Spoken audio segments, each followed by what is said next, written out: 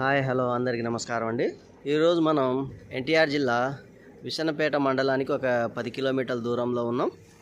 ఇది tar road నుంచి just ఒక 100 మీటర్ల డిస్టెన్స్ అండి. మనకు 7 ఎకరాల పామాయిల్ బిట్టు. మీరు చూస్తున్నది 7 ఎకరాల బిట్ అండి. ఇది ఇందులో వచ్చేసరికి 2 బోర్లు అయితే ఉన్నవి.